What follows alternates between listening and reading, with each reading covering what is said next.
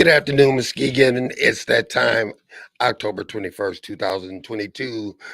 Hi, you are watching, listening to Torn Into Your show for news, information, and more. 58 degrees outside, sunny, beautiful day. Let's get right to it. Put your hands together for my co-host, one of the twins, Hey, Melvin C. Burns. How you doing? hey, I'm good, brother. How you doing today? I'm doing good. Listen, we have got to get right to this thing Yes. because we have two special guests today. Mm-hmm. Um, the Michigan 3rd Congressional District seat, Mr. John Gibbs and Hillary Scholten will be on today. Listen, people, first of all, before you grab your knives and forks and place and think you're going to eat up and carve up our guests today, listen to what they got to say, okay? Listen to what they got to say. We'll ask the questions. If you got a good question, put it in there. Okay. Just just want to say that. A couple things. The Dow Jones is up. The job report came out today. 263 jobs added. Unemployed at a 50% low. All right. With that said, we get to introduce our first guest. His bio is extensive, and we're gonna let him talk about his bio. Put your hands together for Mr. John Gibbs. How you doing, sir? I'm doing great. Thank you for having me on today. Really appreciate it. Sure. Uh, Sure. really appreciate it. Let's get to this. There's so many things that we need to talk about. Tell people about yourself. Sure. I was born and raised in Michigan. And growing up, my mom really valued education. So my sisters and I all had to take the honors classes and the advanced classes and that kind of stuff. So when it came time for college, we shot for the stars. And I ended up going to Stanford out in California Hmm. because they are number one in school in computer science and they're right in Silicon Valley. And Hmm. so I went out there and I did my major in computer science. And after I graduated from Stanford with my bachelor's in computer science, I stayed out there in Silicon Valley. I worked for a cybersecurity startup, worked for Symantec. I worked for Palm, if you remember, like the Palm Trio or the Palm Pilots. Yeah, I got Then one of I, those. right, yeah, I worked on the phone version of that, the Trio. Okay. And then I Mm-hmm. worked on the iPhone at Apple. I worked on the very first iPhone before it came out. So I had a bunch of them in my office and I was writing programs to test the iPhone. Okay. Really, And then, really. yes. And that was under Steve Jobs. So it was great to be there at that time when things weren't quite as crazy as they are today. Hmm. Pastor Burns. John, again, this is for a lot of our listeners our first chance to kind of get to know you a little bit. Tell folks what kind of drove you to want to get into this congressional race. Sure. Well, after I spent my time in Silicon Valley, I did some missionary work in Japan for several years because I speak Japanese fluently. I wanted to use that for a higher purpose. Then I came back and did my master in public administration at Harvard Kennedy School. And that's where I learned about government. And Mm-hmm. Hmm. so I didn't know exactly how God was going to use it, but I knew that he was calling me to do that. So right Hmm. after that, I went into the Trump administration. I worked under Dr. Ben Carson for 4 years at HUD. I ended my time as acting assistant secretary for community planning and development. So I had about 700 employees under me and about an $8 billion a year budget. We did Hmm. homelessness money, economic development grants, and disaster relief. And when that ended, I said, okay, maybe I'll take a break. Maybe I'll work for a think tank. Maybe I'll go back to the world of technology. But I realized that there was an opening back home with the congressional vote that the predecessor in this seat took right after he got in office to impeach Trump. And I said, okay, a lot of people are very, very disappointed about that. I think there's leadership void. So I prayed about it and I got advice from people wiser and more experienced than me. And they said, look, I think there's a chance here. So I decided to go and jump in the ring. And we had a tough but very good primary result on August 2nd, which I won. And here we are today. Let me remind folks that we're going to ask the candidates same similar questions. Okay, this race has been filled with negative ads, and let's get the record straight on how you feel about. Okay, there's this plot about Social Security. You guys getting rid of Social Security. Absolutely false. I never in my life have said that I want to get rid of Social Security. I do not believe that. We need to protect Social Security. Politicians have been stealing from it for years, and that's what the problem is. We got to make sure that that stops, and we got to make sure that it's solvent, so it's there for the long term. So all those folks who've worked for many decades, putting their money into that, can make sure they get that out. So it's important that we protect Social Security. I do not believe in cutting it. Mind you, people that vote by watching a 30 seconds sound bite, shame on you. Pastor Burns. Yeah. Again, John, and we don't want to go through the litany of negative ads out there. But Sure. are any of those other ads that you particularly hear and you say, I want to make sure people understand this is not true about me? Well, how about the one with women? Oh yeah. Sure. Yeah. Address that one. And I've read you talk about that, but why don't you address that one? Yeah, I mean, this is absolutely false. My mom worked for the Department of Transportation for 35 years. Because of my mom's hard work, that's where I am today. I've got women on my staff that do great work for me, including my press secretary. They do wonderful work. And I want every single woman voter to vote for me. That's why I'm out there hitting the streets every day. That's why, for example, the Muskegon County Conservative Women's Caucus endorsed me and supports me. So any suggestion out there that I'm somehow, I think my opponent says, quote unquote, dangerous for women, is absolutely not true. And by the way, that's an age-old stereotype that has been used against Black men. They're using it against Herschel Walker down in Georgia as well. It seems to be a go-to that they like to have, just like they did in the old days. So it's a very weird kind of attack, but no, there's no truth to that. In fact, my policies, we want to reduce gas prices, reduce grocery store prices, make it easier for families to put food on the table, not have to pick between buying groceries and buying a new backpack for your kid at school. All those policies are going to help women far more than what my opponent's standing for. So when people pick me, they're going to get something better for families, including women as well. Now, with that said, you've been endorsed by President Trump. Will you be able to work on both sides? That's a very good question. I believe the answer is yes. I'm endorsed by Dr. Ben Carson as well. But, this election, I'm the one who's on the ballot. Trump is not on the ballot this time. It's me. And so I just asked people to if I could tell them my story. And I think people find my background and qualifications compelling. Look, reducing gas prices helps everybody. It doesn't matter if you're a Democrat, Republican, Independent. That's something that benefits everyone. The same with reducing grocery store prices and cost of living and making the streets safer so people can walk outside and not have to worry. Those are things that help everybody on both sides of the aisle. So all of my top priorities going in are things that people on both sides of the aisle, I believe, should be able to get behind. Also, bringing more of our jobs back from China. That's an issue that both Democrats and Republicans, the majority of voters, support that. So I would love any opportunity to work with folks on the other side as long as we can come to some kind of agreement. Pastor Burns. Now, John, is this your first time running for elected office? Yes, it is. Okay. So, and I ask every candidate this, tell us what thing have you been the most surprised about out there on the campaign trail?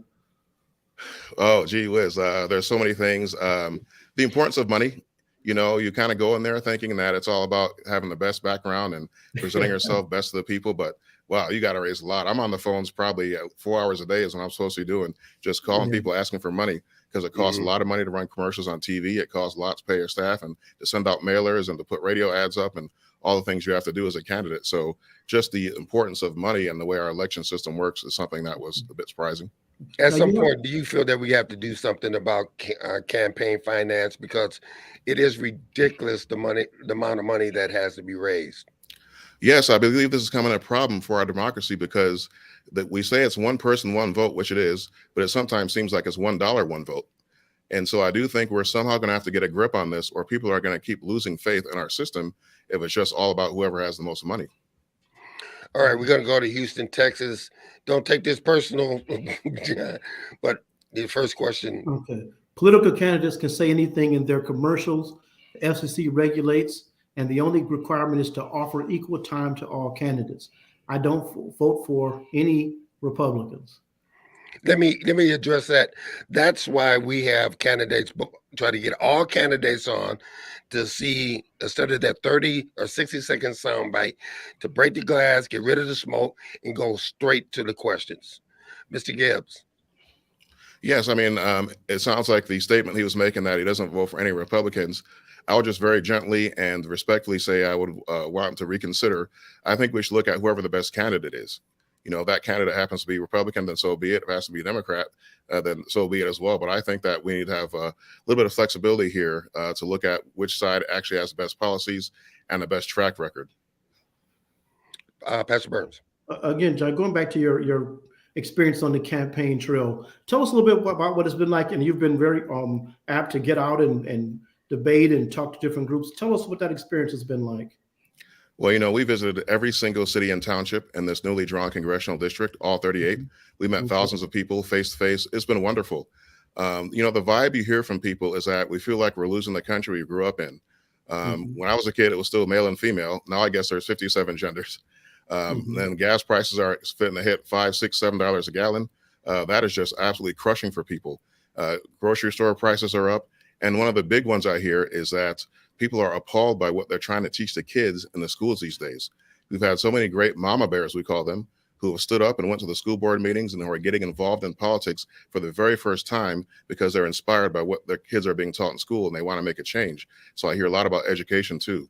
So that's just the mood out here. And that's why I always say, to me, this election is not going to be Democrat versus Republican.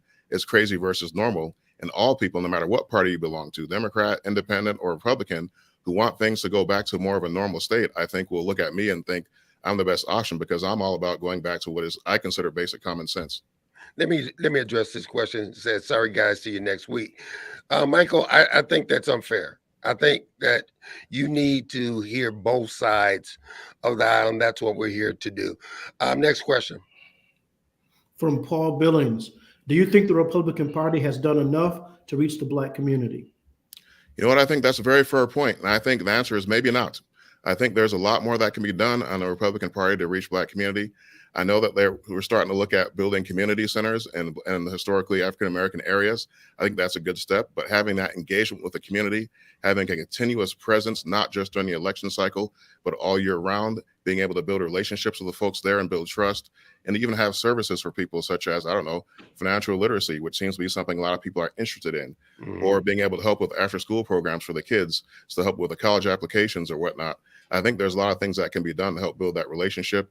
Even having advertising or outreach on the top Black platforms online, which is something that actually both parties don't do very much of. So I would say, yes, I do agree with the question that Mr. Billings had. There could be a lot more done to reach out. What do you see if you win and you get to Washington? What are the first 5 things or several things that you would like to see addressed? The first thing is gas prices. And the way we address that is we have to increase production domestically, or as I call it, American oil from American soil. There's no reason we need to be having gas prices up the way they are now. It's a solvable problem as long as you get more supply in there. The more supply you get, the more prices go down. That's the first thing we got to tackle. The second thing is high prices overall, cost of living, grocery stores, whatever it might be. The way we got to do that is stop some of the spending that's happening right now. I think the government has gone a bit overboard in spending money on things that we don't necessarily need to be doing, such as $50 billion for Ukraine, when we have people in our own country that have been suffering for a very long time who often get neglected. I think that, to me, is something that's unfair and unfortunate. But we do have to cut some of the other spending out there we don't need to be doing. That will help to get the prices down. We need to fix the supply chain. So we need to bring in more stuff from China back home to give jobs to people here. And the more you have the supply chain working correctly, the lower prices are going to go. I was visiting a meat packing plant. They're paying 6 times more for the plastic they wrap their meat in.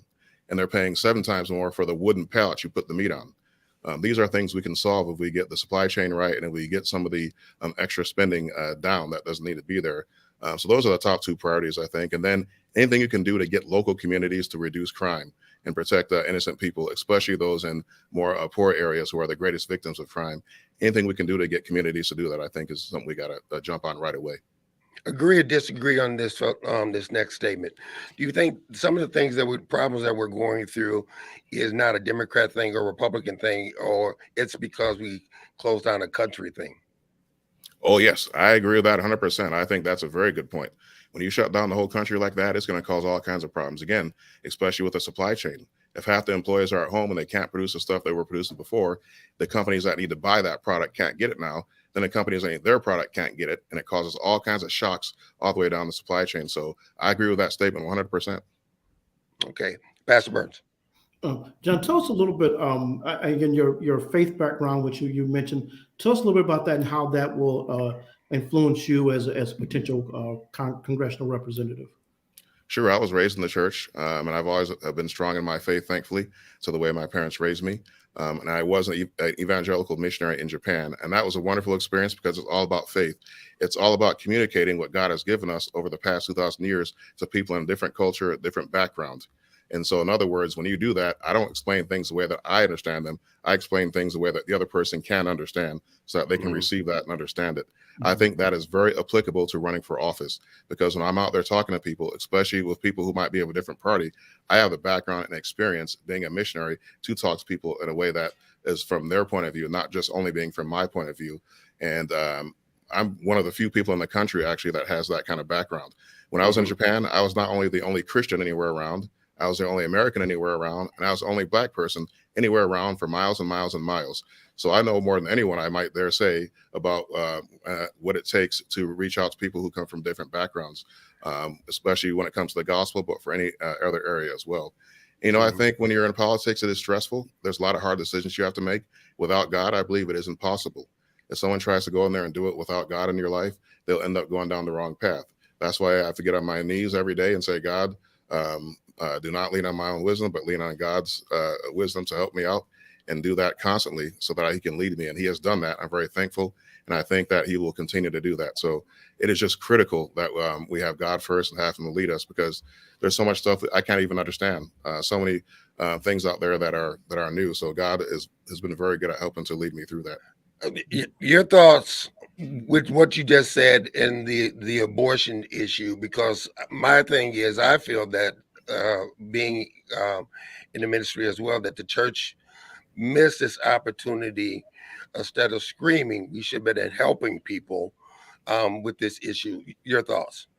I do think there's some truth to that. You know, I'm pro-life, so I believe that we should protect babies, because babies are adorable and cute, and I want babies to live and not die. But we do really need to be there with resources and compassion for those women facing that difficult decision. That's why I really like pregnancy centers. They offer great resources for women that were thinking of getting an abortion. They can get an ultrasound, they can get baby clothes, a stroller. We even visited a great pregnancy center in Grand Rapids that has one for men too, right next door. So the dads can learn how to do everything they need to do, whether how to feed the baby, how to hold the baby with a pack on them, and how to get things for a lower price like strollers and whatnot. So that's a wonderful thing. And I think to your point, Gregory, that's absolutely something we have to do, is have those resources, compassion for those people facing that tough decision, so that it makes the decision a little bit easier. And the final thing here I would say is adoption. There are thousands and thousands of couples waiting to adopt. And if we can make that easier process and a smoother process, so that those who might be thinking of having an abortion can know that that option's out there, I think that makes it easier too. So yes, we do need compassion, and we do need understanding for women facing that difficult decision. And we also do want pro-life. We don't want those precious babies to die. Is it a government overreach? I don't believe so. I think one of the core responsibility of governments is to protect innocent life. And so I think that's well within the purview of the government. Okay, Pastor Burns.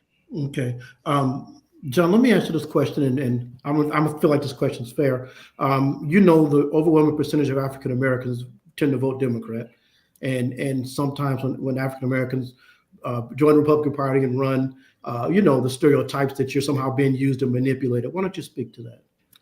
Well, you know, I think that happens more, I would say, on the Democrat side than anything, because they've got to keep up that image of being the party that is quote unquote for Black people. So they've got to have folks that they're running all the time to keep up the facade.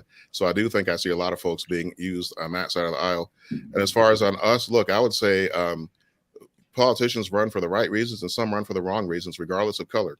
I've seen that phenomenon happen with white people. I've seen it happen with everybody. For myself, I know that's not the case, because I know the process I went through to think about this, to consider it, and to go ahead and get in the race. And I'd also say that, you know, just because something is within the Republican Party, that doesn't mean everybody's friends. We have lots of different factions in our party and lots of different opinions, and some people won't support these people and these won't support that. So I think it's very much not a matter of if someone's in there, the Republican Party, so to speak, is behind them. I think you've got to find alliances that are with you, and there's ones out there, even within our party, that are not with you. You got to navigate very carefully within that framework. So I don't really see that myself per se, based on race. I've seen of all backgrounds who have kind of gone in for the wrong reasons, but I've seen those who go in for the right reasons too, of all backgrounds. Speaking about the Republican Party, what is it going to take for the Republican Party to get back more aligned together? And then we'll get to that question from Paul. You know, that's a very good point. And I think this goes back to the question that was asked earlier about the role of money in politics. You know, people always ask, what about Trump? Why did Trump come? Where did he come from? Well, that was decades in the making, because people have been increasingly feeling that when they elect a Republican, they're not doing what they want. So people are upset and wanted someone who'll be able to flip over tables and actually get something done for a change that the people wanted. And that's why we have what we have today. And I think Trump was smart enough to see that and represent that. But yeah, I mean, we have different factions out there that are more about the money. We have those that are more about grassroots issues. I think we're going to have to work its way through the system, through primaries, especially like the primary I had.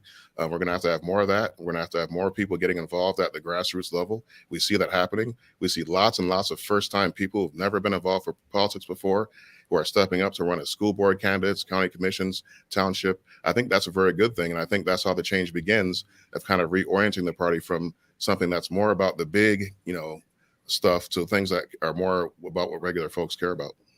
Now, you have the support of past President Trump. My question is to you, will you be your own man when you get to Washington? I would say yes. I think that the people know me, know that I definitely stand for what is right. Dr. Carson knows that, and he has endorsed me. And when he talks about me, he says, John is someone who will stand up, even if everybody else in the room is saying something opposite. That's what I was known for in our administration.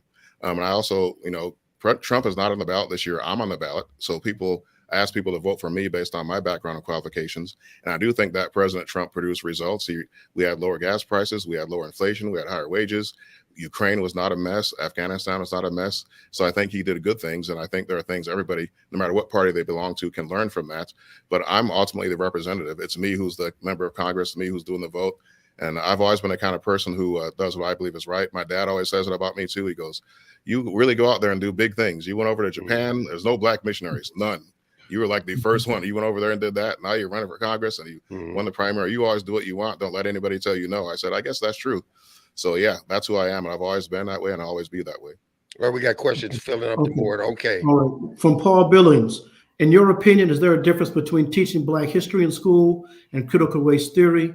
If so, please share where CRT has been used in West Michigan schools. So I would say, yes, there's definitely a difference. I would say it's totally appropriate to teach Black history and to teach that within the context of American history. I mean, there's really a lot we can learn there. That's a good thing. But I think where the problem happens is when it goes, they try to use victimization and say, if you're Black, you're overly victimized. And if you're white, you're automatically guilty, which is a lot of the tone you're hearing today from these discussions. And I think that part is unproductive. I think we want to have it so you're teaching real history, which is important. We have to teach history, but without having necessarily people putting their extra ketchup and mustard on top of it to promote an agenda, which is a lot of what you're seeing all across the country. Would you agree with that? The people that have the money write the history books? Yeah, I think there's a lot of truth to that. Yeah, those who have the connections and the resources. That's why, in the Christian point of view in the Bible, education is primarily up to the parents. That's who God has given it to. And that's why parents need to have oversight of what's happening in their school district and their school boards. And that's kind of a check and balance on the folks with money, as you said, which is so true, just being able to do whatever they want. The parents need to be involved and be looking at the textbook, looking at the curriculum. So if there's pushback needed, they can do that pushback. Going to the board again. Okay, from Benita Threadgill. Speaking about flipping over tables, what are your thoughts about the illegal acts that took place in our Capitol on January 6th? Yeah, if anyone committed a crime, obviously they should pay for it. We are a country of law and order. So that's the case. One of the things that's a bit concerning is that you're seeing people being put in solitary confinement or getting jail time for misdemeanors, which is unheard of. And so I think you're seeing some of the prosecutors go way above and beyond what's in the prosecutor's handbook in order to extract perhaps political revenge on some of those folks. So I'm all for someone paying the price for a crime they committed, but it has to be a fair price, not something that's far, far, far above and beyond what is a normal practice. Do you think that if the same thing would happen, Black Lives Matter protests, do you think we would have the same actions that we're having with January 6th? We actually haven't seen a whole lot of prosecutions for Black Lives Matter. We had riots here in 2020, unfortunately, that caused great damage in our city, which my opponent unfortunately supported those riots. And look, there is a way for people to stand up and to push back against what they perceive to be injustice in a fair way. Peaceful protest is a right of Americans. We have to allow that, whether a person's on Black Lives Matter or protesting the election or whatever it might be. People have a right to peacefully protest.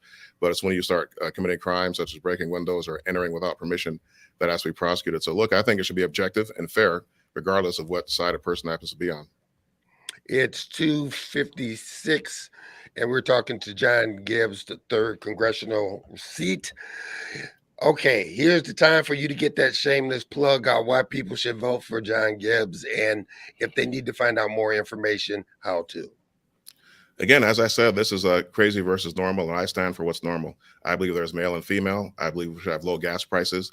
I believe you can buy whatever kind of car you want. It should not be forced to buy an electric car, et cetera, et cetera. And so I'm the candidate that stands for normal against a lot of the stuff happening out there.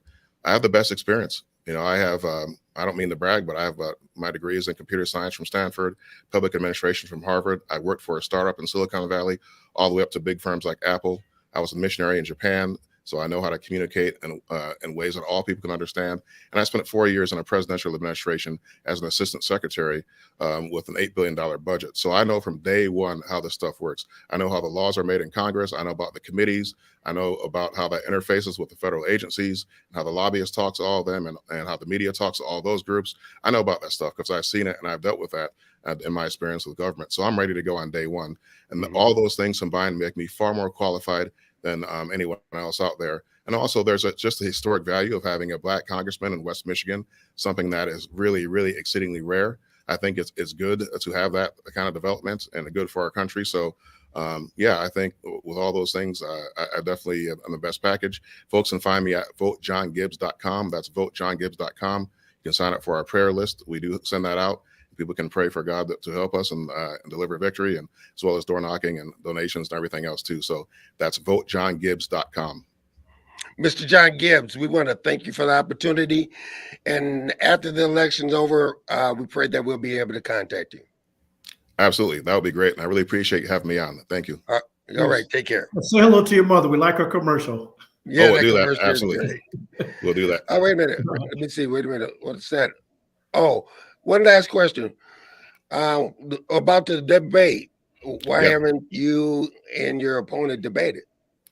That's a good question. I want to debate. I would love to do that. We had a date set early. I had to move that. I offered 5 alternatives. We did not hear back. Then we had 2 more debates that were set. And we said yes. The news station said yes, but my opponent unfortunately said no. There was a 3rd that came up. We said yes. My opponent unfortunately said no. So she said no the last 3 times. Unlike us, she did not reschedule or give us alternative dates. They just said no flat out. So I would love to do a debate. I would love it. I want to do it, and I would love to get on stage. All right. John Gibbs, thanks a lot. Thanks, John. Thanks so much. Appreciate it. Thank you. Okay. That was Mr. John Gibbs running for the 3rd congressional seat. We're at the bottom of the hour. Next up should be Hillary Scholten, and what we're going to do is answer similar questions. What we do on this show, let me make this perfectly clear what this station is all about. We want to talk to both sides. We want to talk to both sides. And what you see on TV, let's talk and find out what is true or what's not true. And then you go and be a smart, educated voter. But you can't get that if you don't talk to the other side. If you just say no and you're not going to vote for that side, at least listen to that other side. It's 2:29. We're going to commercial. We'll see you in 30 seconds or maybe more. The 2nd annual I Am Her Feminine Hygiene Drive, supporting young ladies from Ghana, Africa in need of everyday essentials and feminine hygiene products, was a great success. Thanks to the generosity of our community and organizations like Period.org, Muskegon Heights Public School Academy, Confident Cosmetics, Muskegon Heights Alumni Chapter of Delta Sigma Theta Inc., and everyone who made a contribution. Hundreds of young ladies and village members received essential items. The community made a lasting impact with more than 10,000 sanitation items donated. If you would like to help, donations can be made year-round by dropping off items in the donation shed at the Mays and Wright Media Center, located at 1877 Peck Street, or making a contribution to paypal.me/1037thebeats. For more information, call 231-727-5007. Thank you for supporting I Am Her Foundation. Welcome back to Torn Into You with my co-host Melvin C. Burns, the second pastor, and Gregory T. Roberts, your show for news, information, and more. We're waiting for Hillary Scholten to come in just to give you some updated news. The January 6th commission subpoenaed former President Donald Trump. That's just coming out. What do you think about that jobs report of 263 jobs created for September, and the unemployment rate edged back down to 3.5%, I a think when 50% low? where some economics is hard to figure out. I just saw today our deficit has been cut in half. So I mean, still huge, but our deficit is back to about 2019 levels. Um, we had it cut in half. So I think we got some economics going that people are scratching their head trying to figure out. Interest rates, even though they're still going up. I just saw I think it was the CEO of American Express said people's spending patterns have not changed one bit. Amazing. Yeah, Amazing. yeah. Well, you're listening or watching Torn Into the show, political show that happens every Friday. It's 58 degrees, sunny outside. We have been covering and trying to contact every political candidate so you be an educated voter. Right now, we're waiting on Hillary Scholten to come in. But we're going to continue because the show has to attack. I will say this, that third congressional district election, that race has been a nasty one. Man, spending has to be. I mean, there's commercials. I watch a couple of shows in the evening, and man, it's like in a prime time slot on a major network. You in an hour you'll see two or three commercials. And those aren't cheap. Well, and the last reporting just came out on who has the dollars. Hillary Scholten has far more money, much more money than Mr. John Gibbs at this particular point that she's saving for a last second push. What is your thoughts, man? You know what? My thoughts out there is that we got to come up with this campaign thing because it's ridiculous how much money is being spent out there. Everybody knows what they're doing. If you don't know, you create these PACs and these other groups that do the work for the candidates. If you look at the commercials, it's not the candidates campaign, it's some other political action committee, the committee for this, committee for that. Even the party's central committees do a lot of the campaigning. And so honestly, there's not a lot of incentive by the people spending the money and to hold back, but it's, you think he said 4 hours a day, just finance, just raising money. Right. Speaking of, listen, we have the other side, the Democratic candidate. Can't wait to talk to the Hillary Scholten. Ladies and gentlemen, put your hands together for Hillary Scholten. Welcome to the show. Hi, all. Thank you so much for having me. It's great to be here. Hillary, thank you so much for joining this conversation. It's a casual conversation. Why don't you start by telling people a little bit about yourself? Oh, I'd be so happy to. It's such an honor to be running to represent my home of West Michigan right now. I was born and raised here in West Michigan. I'm raising my family here now too. And I raised my hand to run because the issues that matter to people in West Michigan matter to me and my family too, making sure that we can lower costs, bring good jobs here, fight to protect our water, keep our communities safe, have equitable access to resources for everyone. I was not raised in a political home. I never really thought that I would be running for political office, to be honest. But growing up, my parents really instilled in me a strong sense of service and giving back to our community. My mom was a Grand Rapids public school teacher. She taught at a pretty high poverty elementary school on the southwest side of Grand Rapids, Buchanan Elementary. And growing up, my mom would go above and beyond to give back to students and their families, and seeing just how poverty continued to perpetuate itself in our society led me to want to commit my life to public service as well. I became a social worker. I worked on a lot of housing and homelessness issues. I went to law school. I worked my way through law school. I had my 2 children during law school, graduated with honors, and went on to clerk at the United States Court of Appeals for the Second Circuit. And then following that clerkship, I went to serve our country at the United States Department of Justice. I didn't join the Justice Department for political reasons, but to serve our country and to give back. Every day, it was my goal to make our laws more just, more fair, more humane.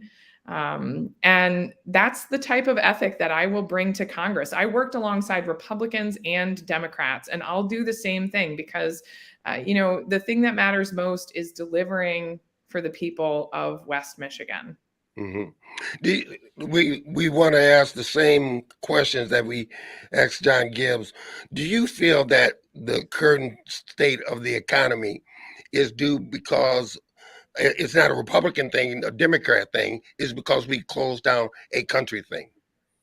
There is going to be an inevitable backlash after you experience a massive global pandemic like we did. And I think that there are a number of contributing causes to the current state of the economy. And, fortunately, that means there's a number of different things that we can do to solve this problem. We need individuals who are committed to putting politics aside and working on the solutions that matter most to West Michigan families. I would blame, I think there's a certain portion that Republicans have to do with the current state of inflation. And I think, Democrats need to be honest about their role in things that have contributed to the high cost as well. The Trump Tax Cuts and Jobs Act added $2 trillion to our federal deficit, where the top 85% of those benefits went to the wealthiest 1% in the country. The most elite tax cuts were made permanent, while temporary tax cuts to businesses for things like research and development, which is critical, were made temporary, and you need congressional approval to reallocate those tax cuts every year. I think it should have been the reverse. Because of those massive giveaways to elites and special interests during the Trump administration, we didn't have, those trillions of dollars that we needed in reserves to be able to spend at such a critical time. A lot of people have seen my ads. I'm not afraid to tell my party to stop the spending.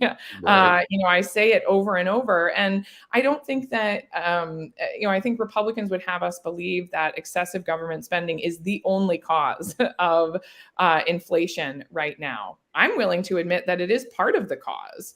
And there are some things that we essentially have to spend on. But I also think that there are ways in which we can tighten up that budget and make sure that those precious tax dollars we're spending are only going to the most essential items.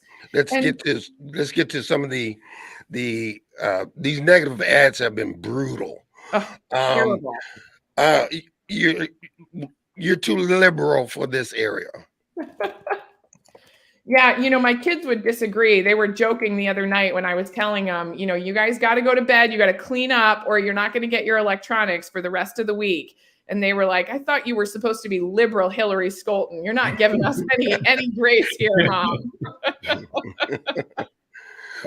In all reality, these ads are just completely false and fabricated. They're saying that I praised the rioters. I issued a statement condemning the riots and saying, stop the violence. I was downtown the next morning cleaning up with my church. I spent the next year helping small businesses get grants to rebuild. I sure didn't see John Gibbs around anywhere downtown after the riots. My endorsements speak for themselves. I'm the only candidate in this race to be endorsed by law enforcement. I worked for our nation's top law enforcement agency. I'm endorsed by the mayor of Grand Rapids, mayor of Muskegon. We've got endorsements up and down the ballot. These are people who work in our community and understand that I'm someone that has the best agenda for West Michigan. And I'm the trusted leader that West Michigan needs. Okay, let's go through some of the questions that Mr. Gibbs had to go through. First question. Do you think the Republican Party has done enough to reach the Black community? Or what about the Democrat Party? Yeah, I mean, I would say no, actually. I would say on either side. I think that they haven't. I know in our campaign, we are working so hard to reach all kinds of different communities, including the Black community. I'm spending time every Sunday going out to African-American churches throughout the district and connecting with people so that, they can meet me face to face and ask any questions that they might have. I live on the southeast side of Grand Rapids, and my neighbors know the issues that impact them and our neighborhood, be it water quality or violence in our streets, are ones that really impact me directly as well in predominantly African American part of town. I'm not just going to run away and make it someone else's problem. These are things that matter to me and my family as well. Okay, next question coming your way, Pastor Burns, and then the next question your way. Okay, from Paul Allen Billings. In your opinion, is there a difference between teaching Black history in school and critical race theory? And if so, please share if you know where CRT is being used in West Michigan. Yeah, so I am not aware of critical race theory, as that term is defined, being used anywhere in West Michigan. I do think there absolutely is a difference between what is critical race theory and teaching accurate African American history in our schools. I think a lot of the concern around this issue and what's being taught to our children comes down to this, on both sides.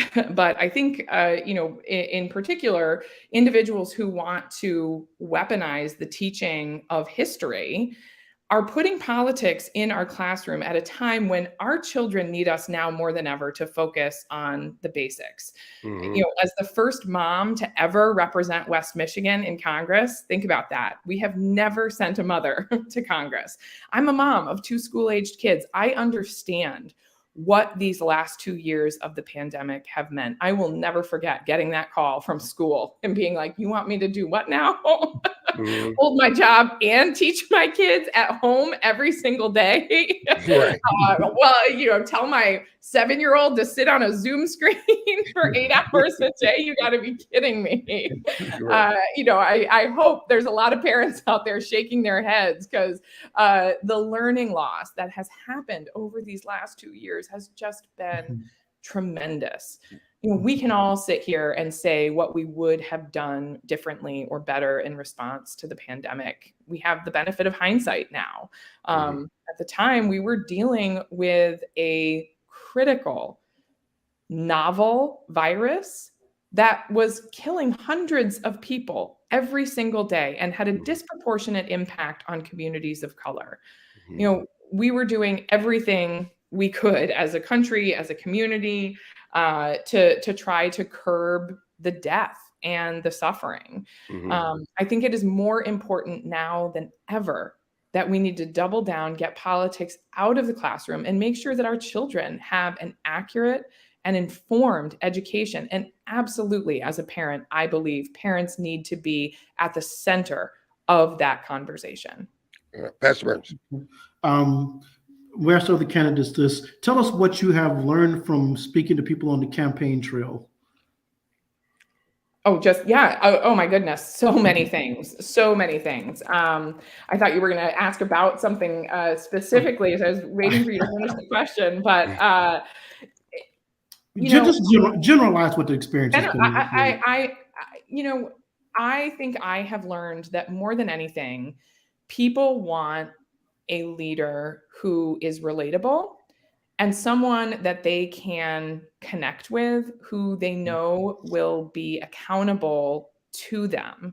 And almost even more than policy differences in this race, though the policy differences are stark between me and my opponent, I think the biggest difference is I'm someone that was born and raised in West Michigan. I understand our communities. I understand the issues facing West Michigan every single day. And I'm raising my family now here too. I'm going to be coming back to the district every single week, holding myself accountable.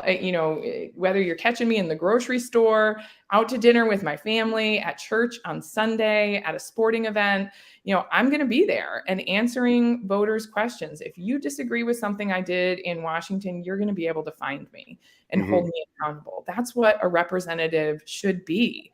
My opponent is someone who just moved here to push our former representative out of office because he voted to impeach Trump.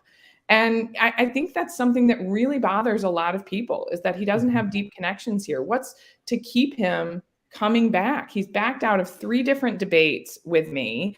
And that concerns a lot of people. How are we supposed to hold him accountable and have a guarantee that he's going to be coming back to the district when he doesn't have any roots here? Now, he just said that you backed out of all the debates. I mean, we have the debates, but yeah. look at the Wood TV8 press release. He canceled the debate 2 days before it happened, and we've got the receipts. Okay, let's go back to other questions from the first half hour. Concerning the January 6th, the events that took place on January 6th, 2001. What are your thoughts about the acts that took place on that date? The committee's meeting. What are your thoughts about that? It was a horrifying attack on our democracy. And, I think it just sent shockwaves through our country. We've never seen something like this before. And, you mentioned something in that last comment about how my opponent says I backed out of the debates. He has lied about the results of the 2020 election. He's lied about, his past comments. He has a record of not being truthful. And I think that's something that's really important for voters to consider, again, with that accountability. How can we trust someone that, in the face of all kinds of countervailing evidence, continues to perpetuate the big lie, a lie that resulted in a terrible attack on our nation's capital that resulted in the death of a number of police officers? My opponent has praised and supported the events of January 6th. I will do everything in my power to make sure that an attack like that on our democracy never happens again. One question that asked, we talked about the debate forum. Yeah, so she answered that question. We talked about, in the first question, I asked them about do you feel, being a religious person, a spiritual person, that the church, being the church, that we failed when it came down to the abortion issue? If we would have been doing our job, it would have necessarily been had to be a political issue.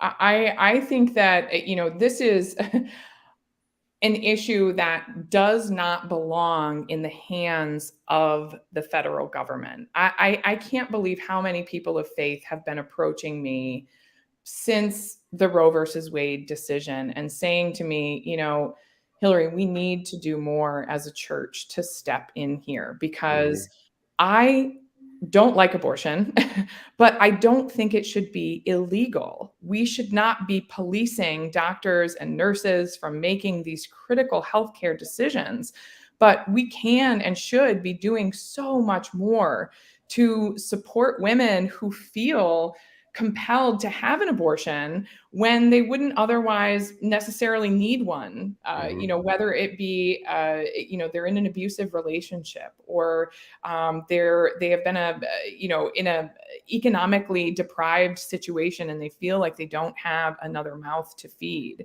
I feel like we as a society have deeply failed women when, that is the reason that someone is choosing to seek an abortion, because at the end of the day, that's no choice at all. And I think that's one way in which, the Democratic Party and the pro-choice movement is, really failing to address all of what it means to be pro-choice. It means enhancing opportunities for women so that, they can choose to become mothers when they want to, and they're not constricted by educational roadblocks or economic roadblocks. Mm-hmm.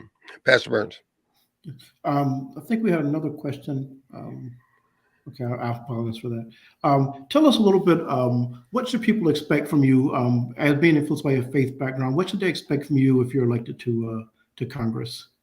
Particularly with a faith background? Is that what you said?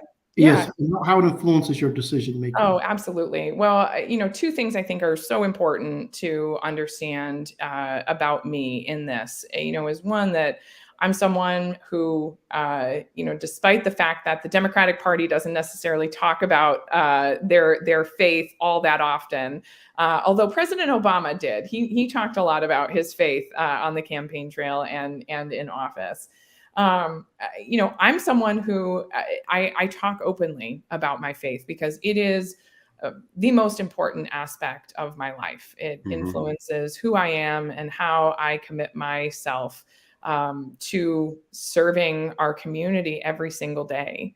But also, critically, I am a strong believer in the First Amendment and in the separation of church and state, and the belief that, the United States shall not make any laws that benefit one religion over another. And, even if as people of faith, we think we don't agree with abortion, or people of faith say, I don't like abortion. If that is based in a certain religious view, we can't impose that on the rest of the country. I've talked to people from the Jewish faith, who say our religion actually instructs us to elevate the life and health of the mother over the life of an unborn child. And so, what are we saying about freedom of religion if we're saying, well, we have to have the laws that make a nationwide abortion ban with no exceptions, even for the life of a mother, which, my opponent has advocated for, that doesn't allow for free expression of religion across all different religious beliefs. And to protect our own religious expression, we have to make sure that we are protecting the religious expression of all faiths. So I think that's crucially important for people to remember. But, on an everyday basis, my faith informs me in being honest, holding my head high, running a campaign with integrity, putting the needs of the marginalized and the disadvantaged front and center in our society, and always showing up for my community. I think we've had a strong history of servant leadership in this community, and it's something that certainly informs me and the way that I want to lead in this district every single day. Now, I asked this question of your opponent, and I'm going to ask you the same thing. He is endorsed by he was endorsed by President Trump. He's saying, a lot of people are saying that you will walk duck step, goose step with the current president. Will you be your own person when you go to Washington? Oh, absolutely. I'm a mom of 2 preteen boys. I am used to saying no every single day, multiple times a day. And, I don't care if it's the president of the United States. I will, tell it like it is. At the end of the day, I am beholden to the people of West Michigan. They are the ones who are going to decide if I should be so honored to receive this job. And if they have faith in me to do this job, and I'd be so honored to receive their vote, I got to make sure I'm coming back here every single day to make sure I'm doing a good job and honoring their intentions. It doesn't matter what the Democratic Party wants me to do. And this is where I think my background is really informative. I was not raised in a Democratic household. In fact, I didn't even know a Democrat until I was a senior in high school.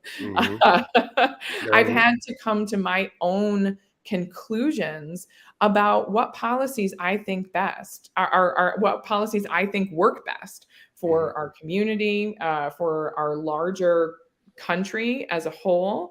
And that's been through my education as a social worker, as an attorney.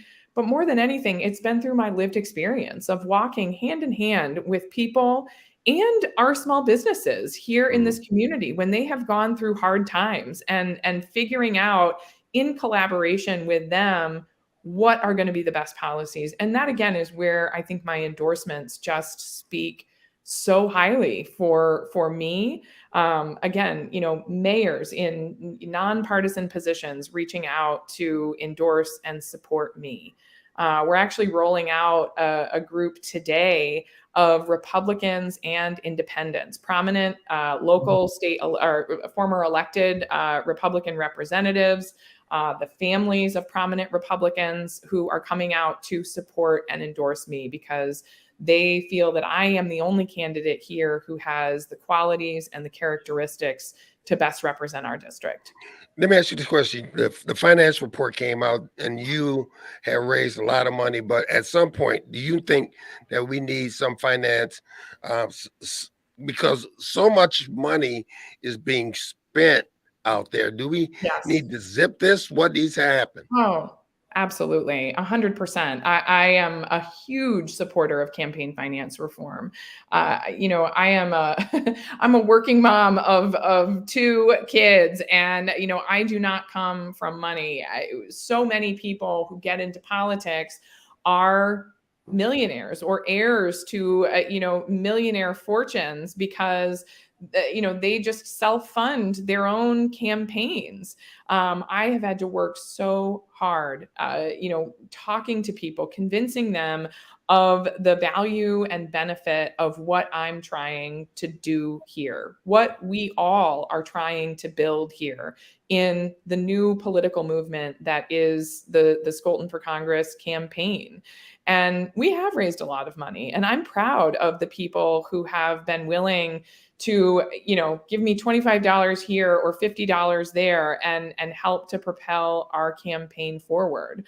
But it shouldn't have to be that way. We should be able to succeed, as candidates simply because of, the power of our ideas and our connections to the community. And, in this case, the power of my ideas and the connections to our community is what is enabling me to help to fundraise and get our message out. But unfortunately, it isn't always the case, because in the case of my opponent, who hasn't been able to raise money, he simply has, these outside interest groups coming in and funding, major attack ads against me that have been proven time and time again to be completely false.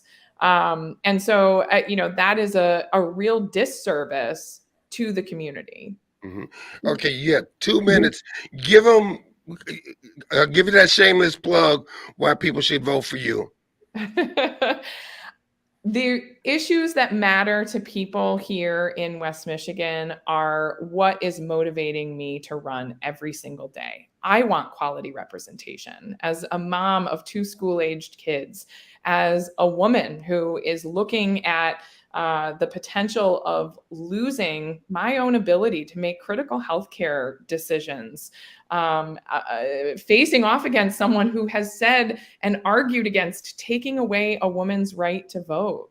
As someone that has advocated for the marginalized and the underserved in our community, it's time that we represented a new kind of leader here in West Michigan. I'm so proud of the individuals that are coming across the aisle to endorse and support me. We're building a new political movement here, a home for people on the right and the left that want to put their disagreements aside and work for a better West Michigan. I'll be a responsive and accountable leader showing up time and time again. You'll know where to find me. Thank you so much. I hope I can count on your vote. Okay, we're at the top of the hour. WVS 103.7 to be serving Muskegon and Muskegon Heights. Last 2 questions. How can people find out more about your agenda? And the last question, Pastor Burns.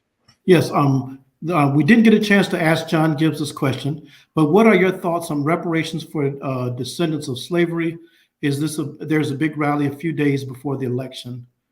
Yeah, I think we absolutely have to reckon with the impacts of generational disadvantage that has impacted African American communities. I am so proud of the work that I've done here in our community and helping, particularly to elevate minority-owned businesses, particularly women and communities of color. And I think that there are a number of different ways that we can continue to elevate individuals who have experienced this cyclical and generational disadvantage. As someone who is not born and raised a Democrat, I will be the first to say it is not the federal government's burden to, completely on its own shoulders, rectify every social ill. In fact, I think in some ways the federal government is, really hamstrung.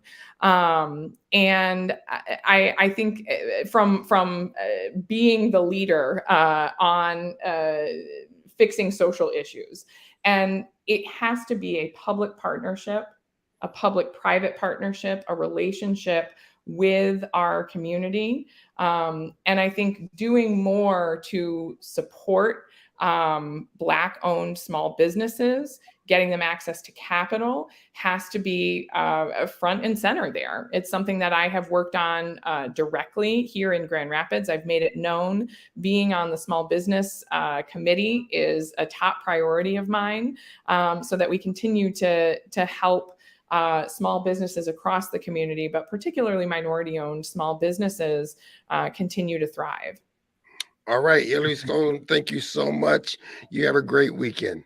Thank you so much. All right. Okay, that's it. We went way over. Listen, Pastor Burns, I'm sorry we didn't get a lot of more questions from you, man. Listen, go out, be an educated voter. Go watch this show again and tell people it's going to play over and over on WVA 103.7 The Beat or M106. Listen, it's the weekend. Take care. God bless. See you later.